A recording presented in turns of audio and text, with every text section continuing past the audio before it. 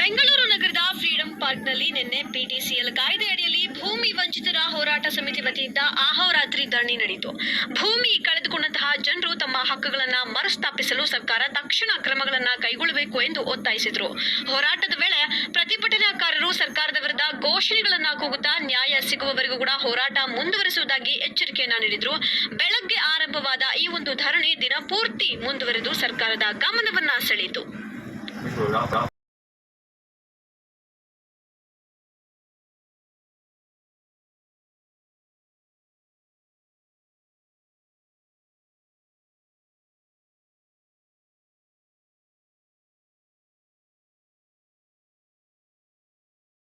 ಉದ್ದೇಶ ಏನು ಕಂದಾಯ ಭವನಕ್ಕೆ ನೀವು ಇವತ್ತು ನಾವು ಜಿಲ್ಲಾಧಿಕಾರಿಗಳಿಗೆ ಎಸಿ ಅವರ ವಿರುದ್ಧ ಮನವಿ ಮಾಡಲಿಕ್ಕೆ ಬಂದಿದ್ದೇವೆ. ಏನು ರೈತರು ಕೆಲಸಗಳು ಕಿರಣ್ ಕುಮಾರ್ ಅವರು ರೈತರ ಕೆಲಸಗಳು ಯಾವುದು ಮಾಡದೆ ಬಿಲ್ಡರ್ಗಳ ಪರವಾಗಿ ಕೆಲಸ ಮಾಡಿಕೊಂಡು ಸಾಕಷ್ಟು ಅವ್ರ ವಿರುದ್ಧ ಈಗಾಗಲೇ ಪಿಟಿಸಿಎಲ್ ಕಾಯ್ದೆ ಪರಭಾರೆ ಸಮಿತಿಯವರೇನು ಹೋರಾಟ ನಡೀತಾ ಇದೆ, ಅದಕ್ಕೆ ಬೆಂಬಲವಾಗಿ ಕೂಡಲೇ ಇವ್ರನ್ನ ಇಲ್ಲಿಂದ ಎತ್ತಂಗಡಿ ಮಾಡಿ ರೈತರ ಪರವಾಗಿ ನಿಲ್ಲುವಂಥ ಅಧಿಕಾರಿಗಳನ್ನ ಕಂದಾಯ ಭವನಕ್ಕೆ ನೇಮಿಸಬೇಕು ಅಂತ ಹೇಳಿ ನಾವೆಲ್ಲರೂ ಕೂಡ ಕರ್ನಾಟಕ ಒಂದೇ ಮಾತ್ರ ವೇದಿಕೆ ಮತ್ತು ದಲಿತ ಸಂಘಟನೆಗಳು ಸೇರಿ ಇವತ್ತು ಮನವಿ ಮಾಡ್ತಾ ಇದ್ದೇವೆ. ಕಂದಾಯ ಸಚಿವರಾದ ಕೃಷ್ಣ ಬೈರೇಗೌಡ ಸಾಹೇಬ್ರೆ, ದಯವಿಟ್ಟು ತಮ್ಮ ಗಮನಕ್ಕಿದೆ ಇದು. ತಾವು ಬಂದು ಅವರಿಗೆ ಒಂದು ಬಾರಿ ಹೇಳಿದ್ದೀರಿ, ರೈತರ ಪರವಾಗಿ ನಿಲ್ಲಿ, ರೈತರ ಕೆಲಸಗಳನ್ನ ಮಾಡಿ, ರೈತರ ಜೊತೆ ನಿಲ್ಲಿ ಅಂತ ಹೇಳಿದ್ರು ಕೂಡ ತಮ್ಮ ಮಾತಿಗೆ ಕಿಮ್ಮತ್ತು ಕೊಡದೆ, ಸರ್ಕಾರದ ಮಾತಿಗೆ ಕಿಮ್ಮತ್ತು ಕೊಡದೆ ಸರ್ವಾಧಿಕಾರಿ ದೊಣ್ಣೆ ತೋರ್ತಾ ನಾನೇ ಸರ್ವಾಧಿಕಾರಿ, ನನ್ನ ಮಾತನ್ನೇ ನಡಿಬೇಕು ಅಂದರೆ ಅವರ ಹಿಂದೆ ಇರುವಂಥ ಒಂದು ಶಕ್ತಿ ಏನು? ಅವರು ಇಷ್ಟು ಧೈರ್ಯವಾಗಿ ರೈತರ ವಿರೋಧಿ ಕೆಲಸಗಳು ಮಾಡಲಿಕ್ಕೆ ಕುಮ್ಮಕ್ಕು ಕೊಡ್ತಾ ಇರೋವಂಥವ್ರು ಯಾರು? ಸರ್ಕಾರದಿಂದ ದೊಡ್ಡವರ, ಸರ್ಕಾರಕ್ಕಿಂತ ಇವರು ದೊಡ್ಡವರ ಅಂತ ಹೇಳಿ ನಾವು ಪ್ರಶ್ನೆ ಮಾಡಿ ಈ ಕೂಡಲೇ ಅವರ ನಡವಳಿಕೆಗಳನ್ನ ಸರಿಪಡಿಸ್ಕೊಂಡು ಮಾಡಿದ್ರೆ ಇಲ್ಲಿ ಕಂದಾಯ ಭವನದಲ್ಲಿ ಕೆಲಸ ಮಾಡಲಿ, ಇಲ್ಲ ಅಂದರೆ ಇವರು ಇಲ್ಲಿಂದ ಬೇರೆ ಕಡೆ ಎತ್ತಂಗಡಿ ಮಾಡಲಿ, ಆಗ ಬುದ್ಧಿ ಬರುತ್ತೆ.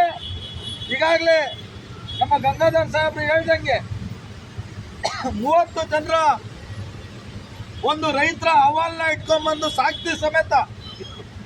ಸಾಕ್ಷಿ ಸಮೇತ ಬಂದು ನಾವು ನಿಮಗೆ ಮನವಿ ಮಾಡ್ತಾ ಇದ್ದೇವೆ, ಇದೆಲ್ಲ ಅವ್ರಿಗೆ ಕೊಟ್ಟಂಥ ದೂರುಗಳು, ಇದು ಯಾವುದೂ ಕೂಡ ಕೆಲಸ ಆಗಿಲ್ಲ, ಅದರಿಂದ ಕೆಲಸ ಮಾಡಲಿ ಅಂತ ಹೇಳಿ ಕೇಳ್ಕೊತಾ ಇದ್ದೇವೆ.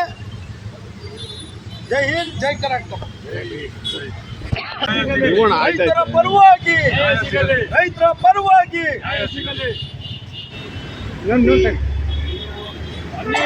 ಹೋರಾಟ. ಸರ್, ಇಲ್ಲಿ ನಾವು ಪಿಟಿಸಿಎಲ್ ಅಂದರೆ ಪಿಟಿಸಿಎಲ್ ರೈತರ ಪರವಾಗಿ ಏನು 30ನೇ ತಾರೀಕು ನಾವು ಫ್ರೀಡಂ ಪಾರ್ಕಲ್ಲಿ ಒಂದು ದೊಡ್ಡ ಕಾರ್ಯಕ್ರಮ ಹಮ್ಮಿಕೊಂಡಿದ್ದೀವಿ. ಉದ್ದೇಶ ಏನಂದರೆ DC ಮತ್ತು AC ಗಳು ಮತ್ತು ವಿಲೇಜ್ ಅಕೌಂಟೆಂಟ್ಗಳ ಸಂಘ ಎಲ್ಲ ಭ್ರಷ್ಟಾಧಿಕಾರ ಪ್ರಶ್ನೆಗಳು ತುಂಬಿ ಭ್ರಷ್ಟಾಚಾರ ತಾಂಡವಾಡ್ತದೆ.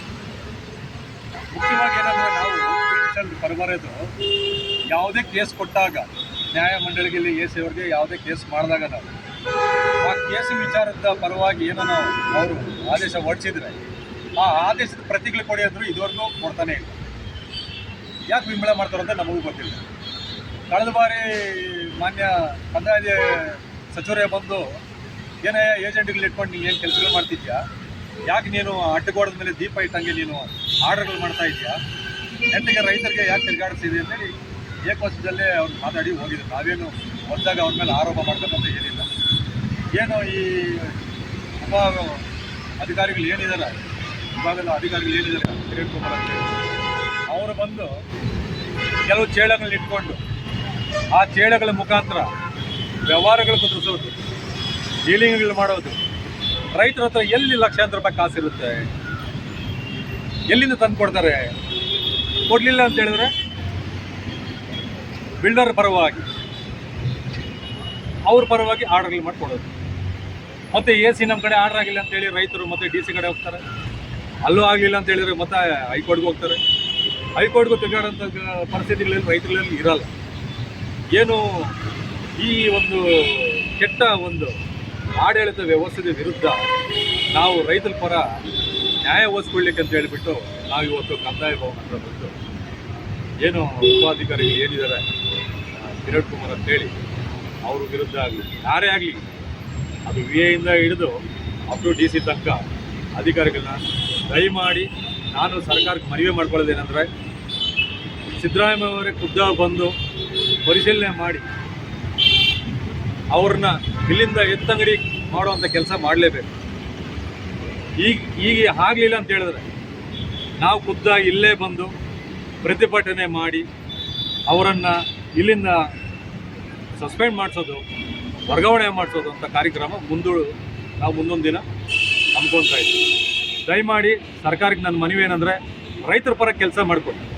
ರೈತರು ಎಲ್ಲಿಂದ ತಂದು ಕೊಡ್ತಾರೆ ಲಕ್ಷಾಂತರ ರೂಪಾಯಿ PTCL ವ್ಯವಹಾರಕ್ಕೆ. ಕಾನೂನು ವಿರುದ್ಧವಾಗಿ ಈಗ PTCL ಕಾಯ್ದೆ ಏನಿರುತ್ತೆ, ಮುಖ್ಯವಾಗಿ ಪರಭಾರೆ ನಿಷೇಧ ಕಾಯ್ದೆ ಏನಿರುತ್ತೆ, ಒಂದು ಜಮೀನನ್ನು ಪರಭಾರೆ ಮಾಡಬೇಕಂದ್ರೆ ಅದ್ರಿಗೆ ಪರ್ಮಿಷನ್ ಬೇಕು ಅಂತ ಹೇಳ್ತಾರೆ. ಡಿ ಸಿ ಸಾಹೇಬರು ಪರ್ಮಿಷನ್ ಕೊಡಬೇಕು.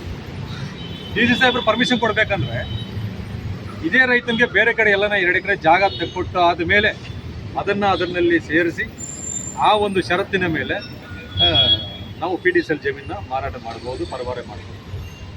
ಅದು ಉಲ್ಲಂಘನೆ ಇರೋವಂಥ ಜಮೀನುಗಳು ಭಾಳಷ್ಟು ಇಲ್ಲಿ ಬಂದಿದ್ದಾವೆ. ಈಗಾಗಲೇ ನನ್ನ ಕೈಯಲ್ಲಿ 30 ಜನಗಳದ್ದು ಲಿಸ್ಟ್ ಇದೆ ರೈತರದ್ದು. ಯಾವುದೊಂದು ಕೇಸು ಕೂಡ ಅವರು ಇತ್ಯರ್ಥ ಮಾಡ್ತಿಲ್ಲ. ಯಾರೋ ಒಬ್ಬ ಏಜೆಂಟ್ ಇಟ್ಕೊಂಡಿದ್ರು, ಅವನ ಹೆಸರು ಪ್ರಕಾಶ್, ಬಹುಶಃ ಪ್ರಕಾಶ್ ಪೂಜಾರಿನೋ ಶೆಟ್ಟಿನೋ ಇರ್ಬೋದು ಅಂತೀನಿ. ಆತನ ಇಟ್ಕೊಂಡು ವ್ಯವಹಾರಗಳು ಮಾಡ್ತಾರೆ. ಏನು ನಿಮ್ಮ ಉದ್ದೇಶ ಏನು? ನಾನು ನಮ್ಮ ಕೃಷ್ಣ ಬೈರೇಗೌಡರು ಸಾಹೇಬರು ಮಾತಾಡಿದಾಗ ನಾನು ತಮ್ಮ ಮಾಧ್ಯಮಗಳ ಮುಖಾಂತರ ನಾನು ನೋಡಿದ್ದೇನೆ. ಇಲ್ಲಿ ಬಂದು ಅವ್ರು ನೇರವಾಗಿ ವಾರ್ನ್ ಮಾಡಿ ಹೋದ್ರೂ ಅದನ್ನು ಕಿಂಚಿತ್ತು ಭಯ ಇಲ್ಲ. ನೀವು ಕೆಲಸ ಆಗೋಕ್ಕೆ ಮುಂಚೆ ಏನಂತ ಬರ್ತೀರಾ? ನೀವು ಒಬ್ಬ ಅಧಿಕಾರಿಯಾಗೂ ಬರೋವಾಗಲಿ ಏನಂತ ಬರ್ತೀರಾ? ನೀವು ಜನಪರ ಕೆಲಸಗಳು ಮಾಡ್ತೀನಿ ಅಂತ ಬರ್ತೀರಾ? ನೀವು ಮಾಡ್ತಿದ್ದೀರಾ? ರೈತರ ಪರ ಕೆಲಸ ಮಾಡ್ತೀನಿ ಅಂತ ನೀವು ಮಾಡ್ತಿದ್ದೀರಾ? ಮಲೆಯಾಡ್ರ ಪರವಾಗಿ, ಭೂಮಾ ಕಳ್ಳರ ಪರವಾಗಿ ನೀವು ಅವ್ರ ಪರವಾಗಿ ಕೆಲಸಗಳು ಮಾಡ್ತೀರಾ? PTCL ಕಾಯ್ದೆ ಏನು ಪರಭಾರೆ ನಿಷೇಧ ಕಾಯ್ದೆ ಇದೆಯೋ ಅದ್ರ ವಿರುದ್ಧವಾಗಿ ನೀವು ಆರ್ಡರ್ಗಳು ಮಾಡ್ತೀರಿ. ಯಾಕೆ? ನಮ್ಮ ಕ್ವಶನ್ ಯಾಕೆ? ಹೋಲಿ ಒಬ್ಬ ರೈತ ನಾವು ಸುಪ್ರೀಂ ಕೋರ್ಟ್ ತನಕ ಹೋಗುವಂಥ ಶಕ್ತಿಗಳಿರ್ತಾವೆ ರೈತರಿಗೆ. ಚಿಕ್ಕಬಳ್ಳಾಪುರದಿಂದ ಬೆಂಗಳೂರಿಗೆ ಬಂದು ತರಕಾರಿ ಮಾರ್ಕೊಳ್ಳೋಕ್ಕೂ ಆಗಲ್ಲ ಅವ್ರ ಕೈಯಲ್ಲಿ. ಅಲ್ಲೇ ಯಾರೋ ದಳ್ಳಲ್ಲಿ ಕೊಟ್ಬಿಟ್ಟು ಅವ್ರ ಕತೆ ಮುಗಿಸ್ಕೊಂಡು ಹೋಗ್ತಾರೆ. ಯಾಕೆ ನಿಮ್ಮ ಬಗ್ಗೆ ರೈತರ ಬಗ್ಗೆ ಧೋರಣೆ ನಿಮಗೆ? ದಯವಿಟ್ಟಿದ್ದು ನಾವು ಸಿದ್ದರಾಮಯ್ಯ ಅವ್ರಿಗೂ ನಾವು ಮನವಿ ಮಾಡ್ತಾ ಇದ್ದೀನಿ. ದಯವಿಟ್ಟು ಇಂಥ ದುಷ್ಟ ಅಧಿಕಾರಿಗಳು, ಭ್ರಷ್ಟ ಅಧಿಕಾರಿಗಳಿಗೆ ಇಲ್ಲಿ ಸ್ಥಳಾವಕಾಶ ಕೊಡಬಾರ್ದು ಅಂತೇಳಿ ಅವ್ರನ್ನ ಯಾವ ರೀತಿ ನೀವು ಕ್ರಮ ಜರುಗಿಸ್ಬೇಕು. ದಯವಿಟ್ಟು ನೀವೇನು ಕ್ರಮ ಜರುಗಿಸಿಲ್ಲ ಅಂದರೆ ನಾವು ಮೊನ್ನೆ ಅಲ್ಲಿ ಫ್ರೀಡಮ್ ಪಾರ್ಕಲ್ಲಿ ಒಂದು ಪ್ರತಿಭಟನೆ ಮಾಡಿದ್ದೀರಿ. ಮುಂದೊಂದು ದಿವಸದಲ್ಲಿ ನಾವು ಅರಮನೆ ಮೈದಾನದಲ್ಲಿ ಮಾಡಬೇಕು, ವಿಧಾನಸೌಧಕ್ಕೆ ಮುತ್ತಿಗೆ ಆಗಬೇಕಂತೇಳಿ ನಮ್ಮ ನಾಯಕರು ಹೇಳಿದ್ದಾರೆ. ತೀರ್ಮಾನ ತೊಗೊಂಡಿದ್ದೀವಿ. ನಾವು ಮುಂದೊಂದು ದಿನಗಳಲ್ಲಿ ಲಕ್ಷಾಂತರ ಜನ ಸೇರಿ ಇದೇ PTCL ಕಾಯ್ದೆ ವಿರುದ್ಧವಾಗಿ ನಾವು ಅದು ಅನುಷ್ಠಾನ ಮಾಡಲೇಬೇಕು. ಸರ್ಕಾರದವರು PTCL ಪರವಾಗಿ ಸುಪ್ರೀಂ ಕೋರ್ಟ್ಗೆ ರಿಟ್ ಹಾಕ್ಕೊಂಡಿದ್ದಾರೆ. ಸರ್ಕಾರದವ್ರು ಮಾಡಿದ್ರೆ ಒಳ್ಳೆ ಕೆಲಸ ಮಾಡ್ತಿದ್ರೆ ಮಾಡಲಿ, ಅದರಲ್ಲಿ ನಮಗೆ ತಕರಾರಿಲ್ಲ. ಆದ್ದರಿಂದ ಭ್ರಷ್ಟ ಅಧಿಕಾರಿಗಳು ದಯಮಾಡಿ ಇಲ್ಲಿರಬಾರ್ದು. ದಯಮಾಡಿ ನಾವು ಇದನ್ನು ಸರ್ಕಾರಕ್ಕೆ ಮಾನ್ಯ ಮುಖ್ಯಮಂತ್ರಿಗಳು ನಾವು ಕೇಳ್ಕೊತಾ ಇದ್ದೀರಿ. ದಯಮಾಡಿ ಇಂಥ ಭ್ರಷ್ಟ ಅಧಿಕಾರಿಗಳು ಈ ಜಾಗದಲ್ಲಿ ಕೂತ್ಕೊಂಡು ವ್ಯವಹಾರಗಳು ಮಾಡಿಕೊಂಡು ಡೀಲಿಂಗ್ಗಳು ಮಾಡಿಕೊಂಡು ಇವೆಲ್ಲ ಅದು ಶೋಭೆ ತರೋಂಥ ವಿಚಾರಗಳಲ್ಲ. ಹಾಗಾಗಿ ದಯಮಾಡಿ ನಾವು ಇದನ್ನು ಮನವಿ ಮಾಡ್ಕೊತಾ ಇದ್ದೀರಿ. ನಾನೇ ಸಿದ್ದರಾಮಯ್ಯ ಸಾಹೇಬ್ರವ್ರಿಗೆ ಇನ್ನೊಂದ್ಸರಿ ಮನವಿ ಮಾಡ್ಕೊತಾ ಇದ್ದೀನಿ. ರೈತರ ಪರ ಕೆಲಸ ಮಾಡ್ಕೊಡೋಂಥ ಅಧಿಕಾರಿಗಳು ಇಲ್ಲಿ ನೇಮಕ ಮಾಡಿಕೊಡಿ ದಯಮಾಡಿ. ಸರ್ ಧನರಾಜ್.